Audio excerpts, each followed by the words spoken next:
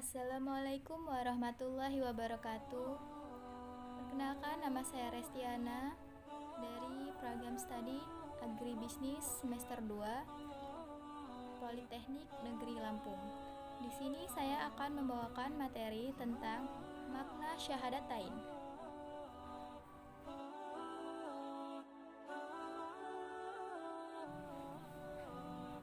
Bismillahirrahmanirrahim. Assalamualaikum warahmatullahi wabarakatuh. Waalaikumsalam warahmatullahi wabarakatuh.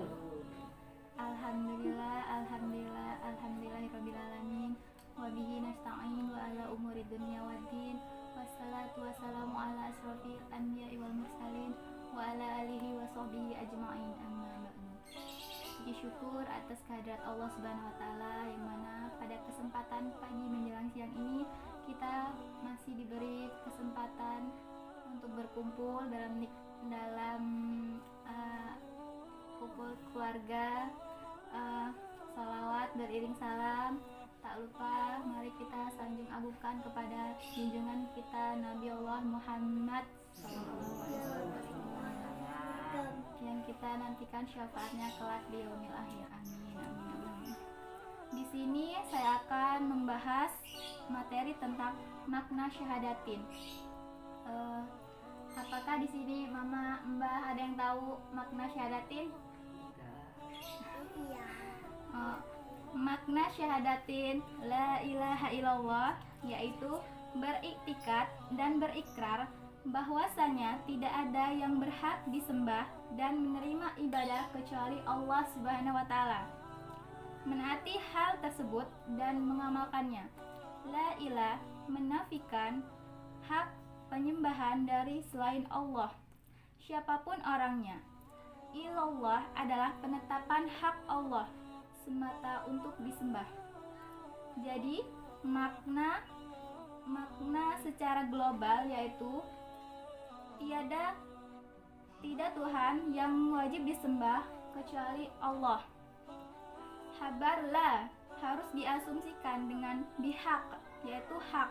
Tidak boleh diasumsikan dengan maujud atau ada, karena ini menyalahi kenyataan yang ada. Sebab Tuhan yang disembah selain Allah Subhanahu wa taala banyak sekali. Hal itu akan berarti bahwa menyembah Tuhan-Tuhan tersebut adalah ibadah pula untuk Allah Subhanahu wa taala. Ini tentunya kebatilan yang nyata dan ini sebuah keliru. Jadi kalimat la ilaha illallah telah ditafsirkan dengan beberapa penafsiran. Di antaranya yang pertama, tidak ada sesembahan kecuali Allah. Ini adalah batil karena maknanya sesungguhnya setiap yang disembah, baik yang hak maupun yang batil, itu adalah Allah. Yang kedua, la ilaha illallah diartikan dengan tidak ada pencipta selain Allah Subhanahu wa taala. Ini adalah sebagian dari arti kalimat tersebut. Akan tetapi, bukan yang dimaksud karena arti ini hanya mengakui tauhid rububiyah saja, dan itu belum cukup. Yang ketiga adalah la ilaha illallah diartikan tidak ada hakim atau penentu hukum selain Allah Subhanahu wa taala. Ini juga sebagian dari makna kalimat la ilaha illallah. Tapi bukan itu yang dimaksud karena makna tersebut ternyata belum cukup. Semua tafsiran tersebut ternyata batil atau masih kurang. Dan perlu diingatkan di sini, tafsir-tafsir itu ada dalam kitab-kitab yang banyak beredar.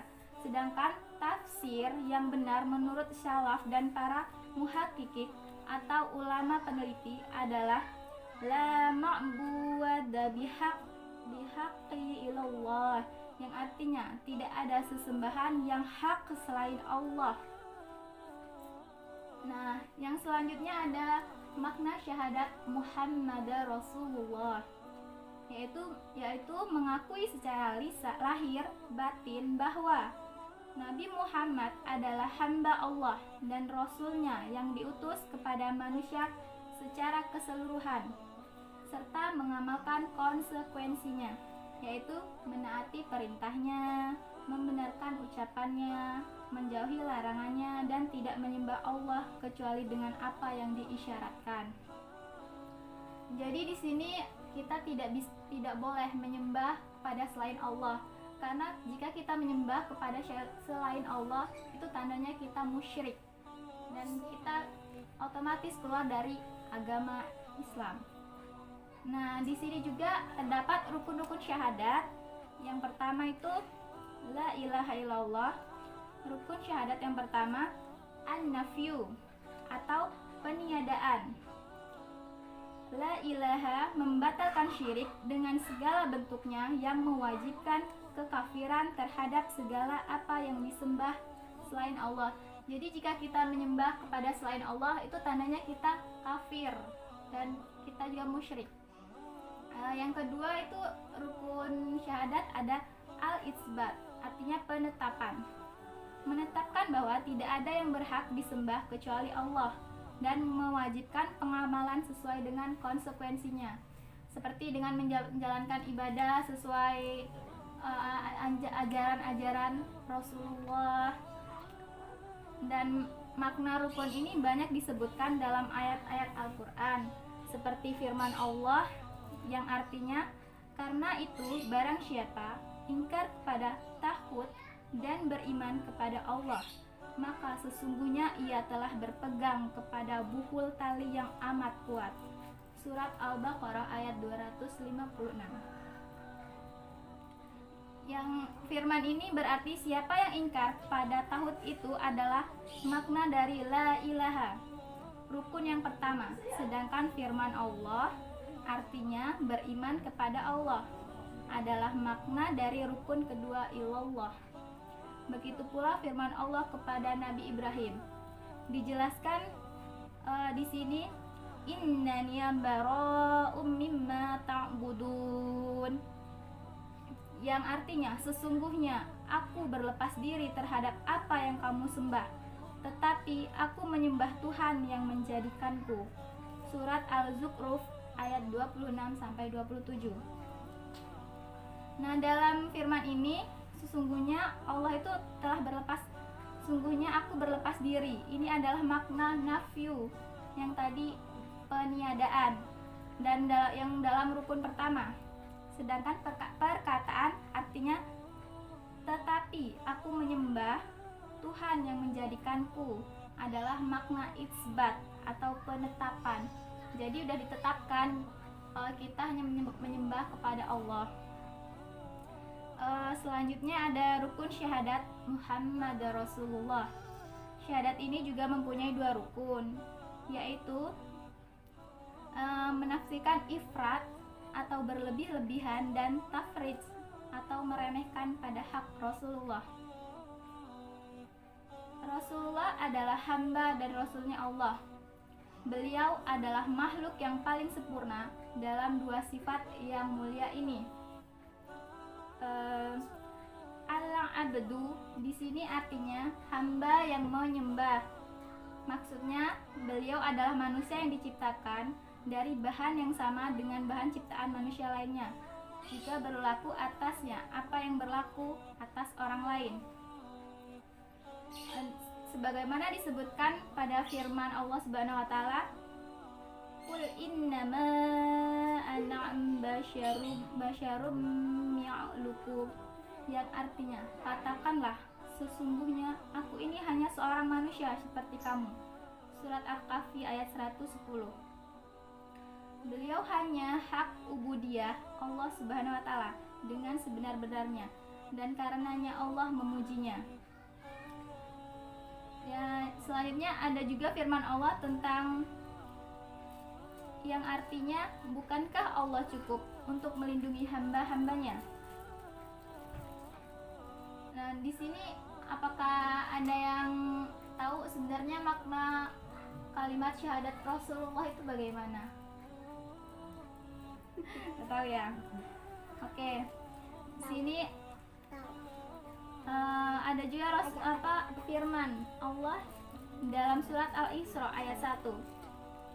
Subhanallazi asroya bi'abdihi laylan minal masjidil haram. Maha suci Allah yang telah memperjuangkan hambanya pada suatu malam dari Al-Masjidil Haram.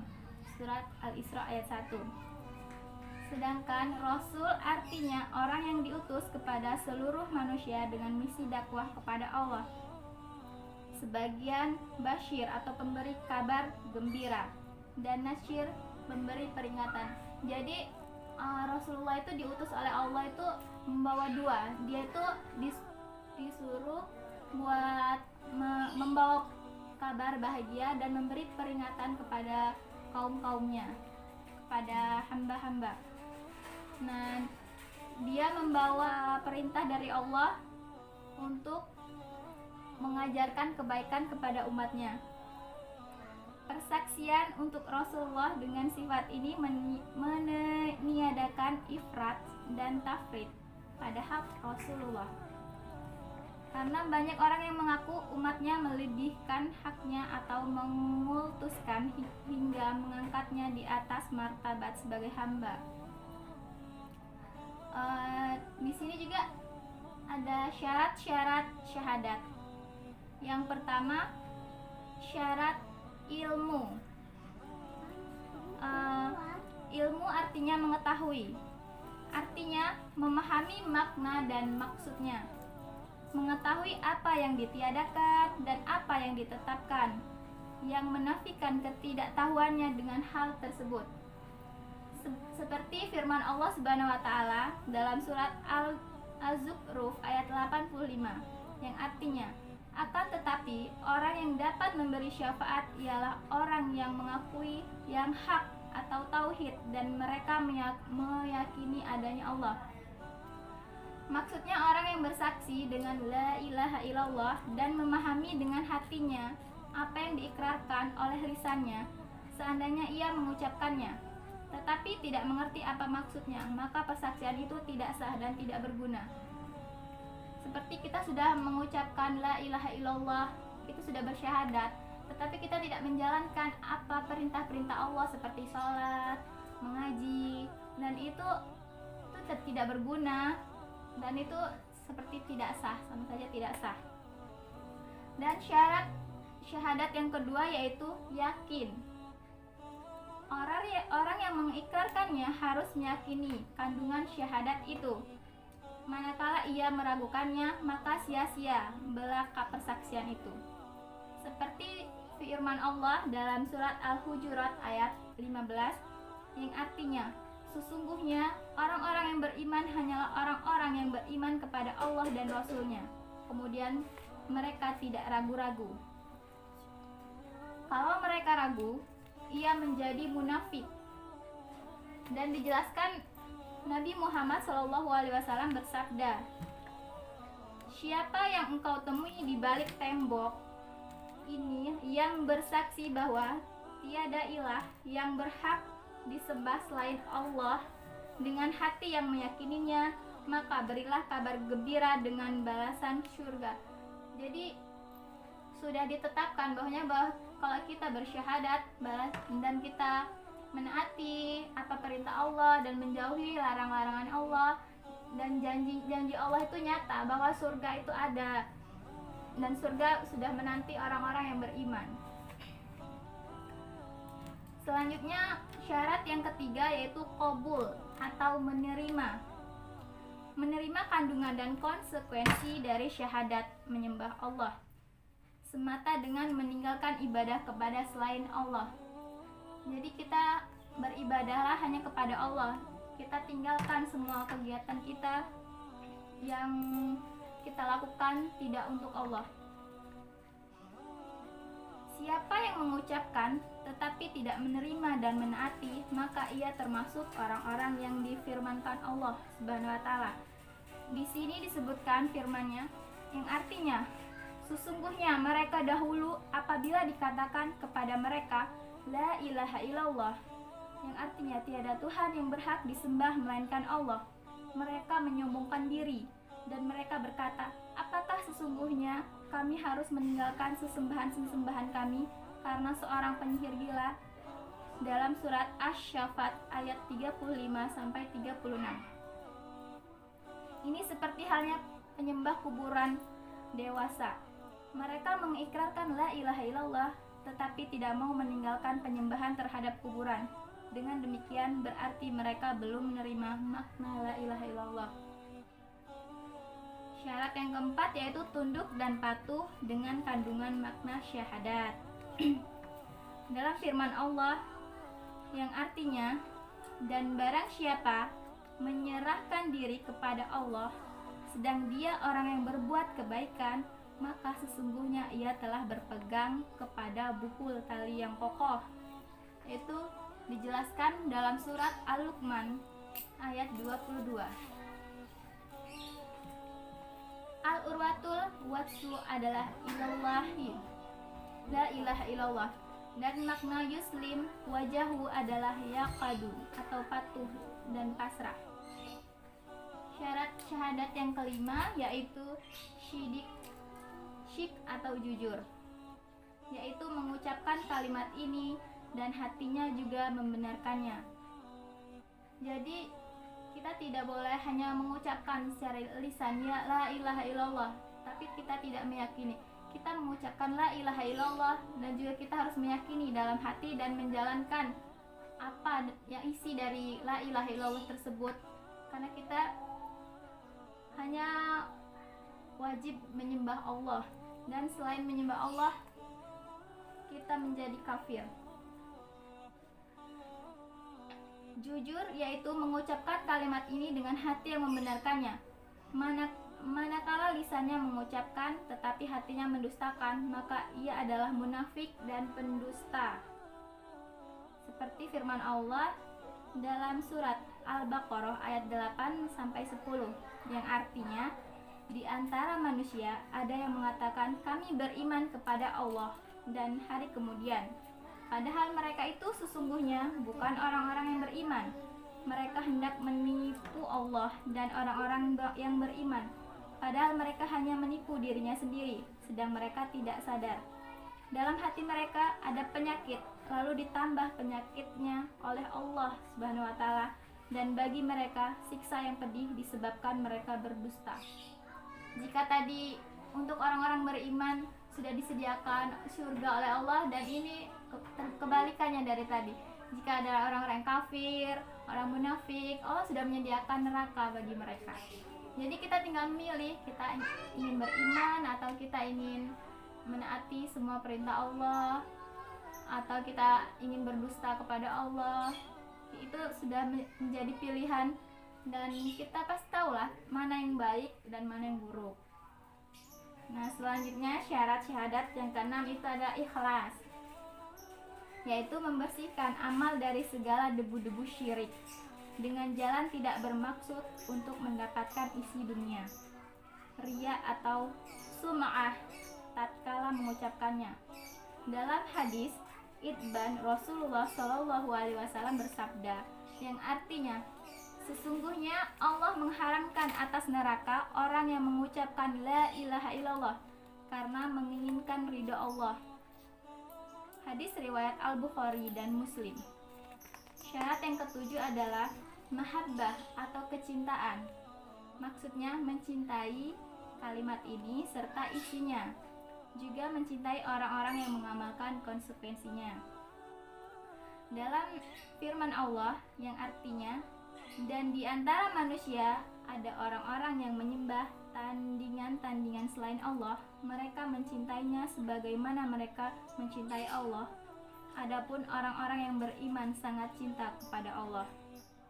Surat Al-Baqarah ayat 165. Di sini syarat syahadat Muhammad dan Rasulullah itu ada 6. Yang pertama, mengakui kerasulannya dan meyakininya di dalam hati. Yang kedua, mengucapkan dan mengikrarkan dengan lisan. Yang ketiga, mengikutinya dengan mengamalkan ajaran kebenaran yang telah dibawanya serta meninggalkan kebatilan yang telah dicegahnya. Yang keempat, membenarkan segala apa yang dikabarkan dari hal-hal yang gaib, baik yang sudah lewat maupun yang akan datang. Yang kelima, mencintainya melebihi cintanya kepada dirinya sendiri, harta, anak, orang tua, serta seluruh umat manusia. Yang keenam, mendahulukan sabdanya dari segala pendapat dan ucapan orang lain, serta mengamalkan sunnahnya. Tadi sudah membahas makna syahadat, syarat-syarat syahadat, rukun syahadat, dan ini ada konsekuensi syahadat.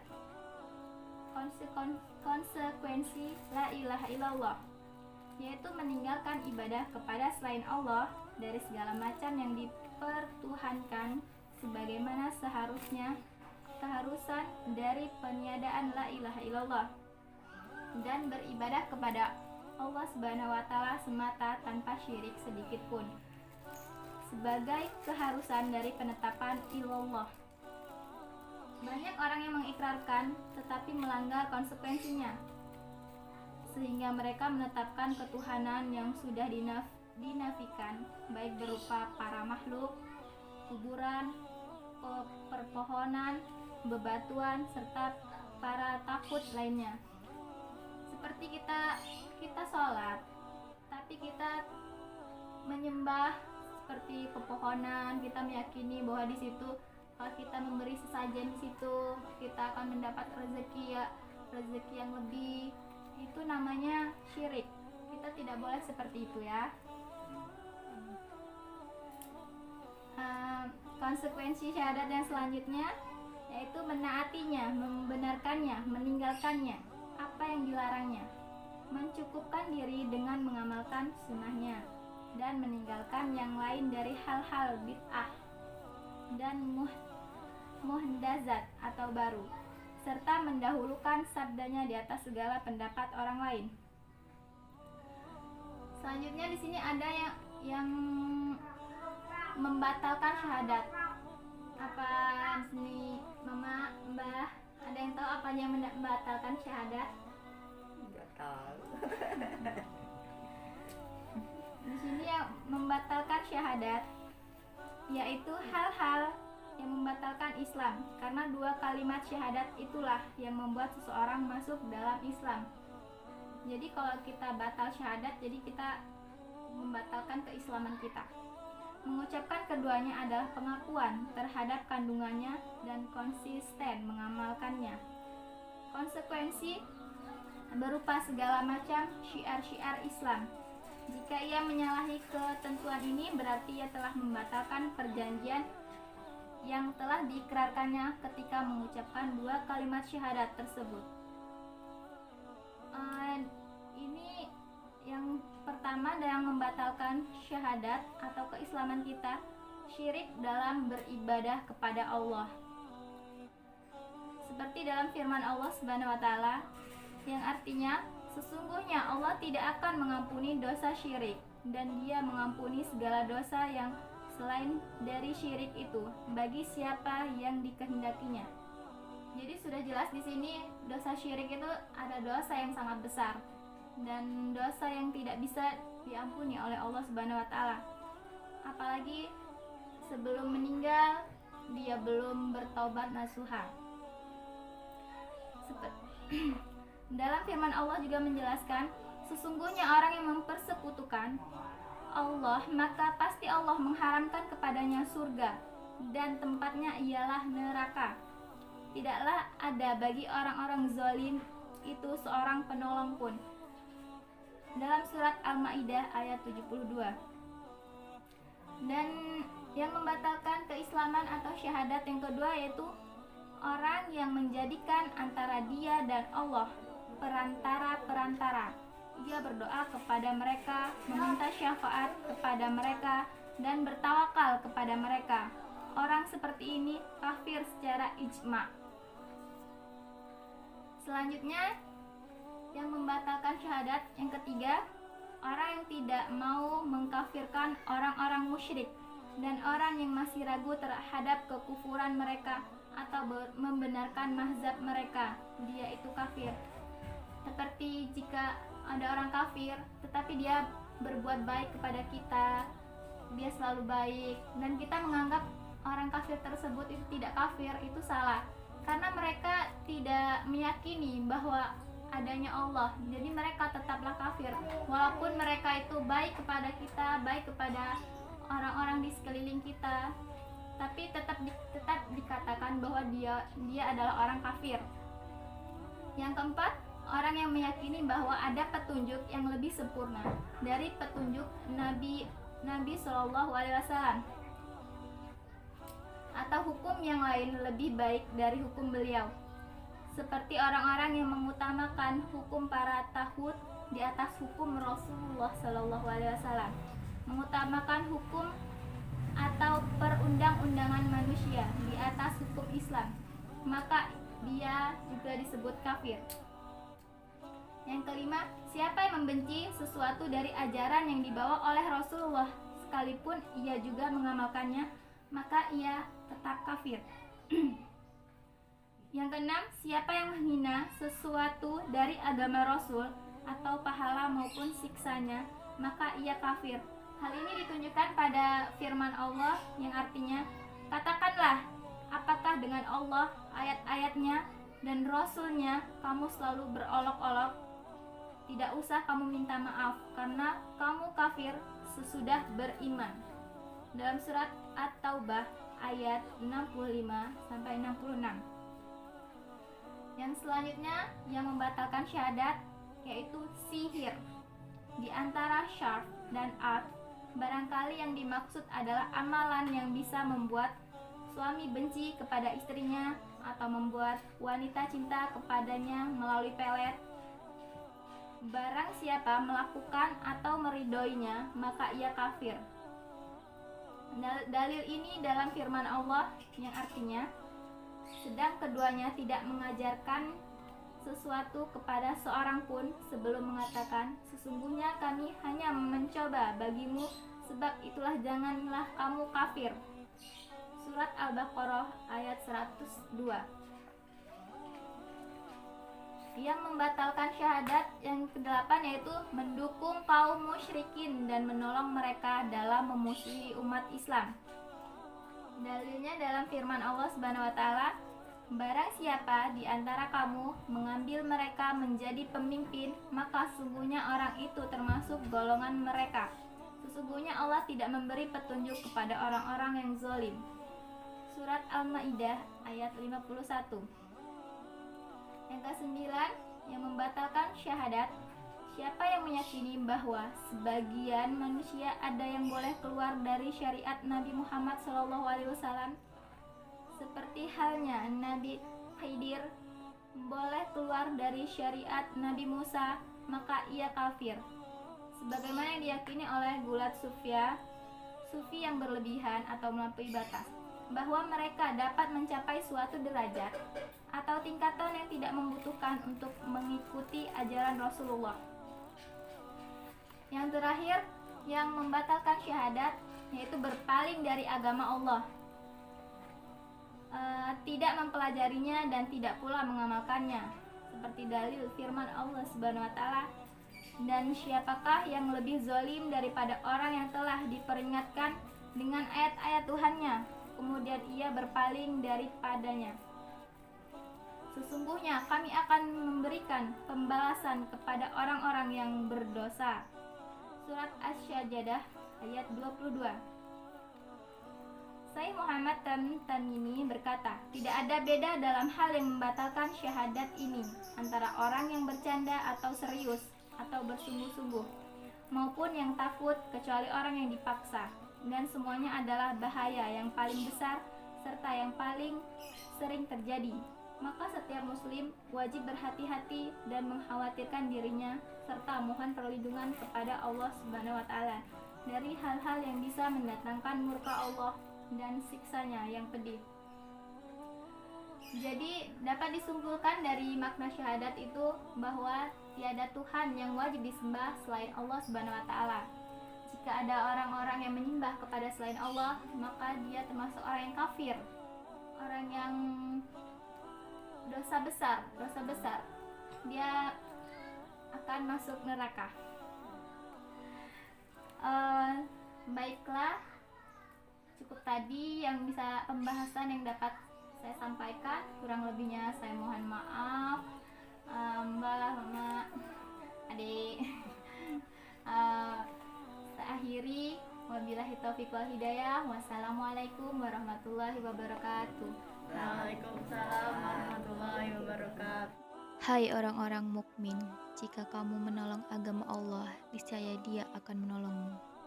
Demikian tadi pembahasan yang dapat saya sampaikan. Kurang lebihnya saya mohon maaf, kepada Allah saya mohon ampun. Wabillahi taufik wal hidayah. Wassalamualaikum warahmatullahi wabarakatuh.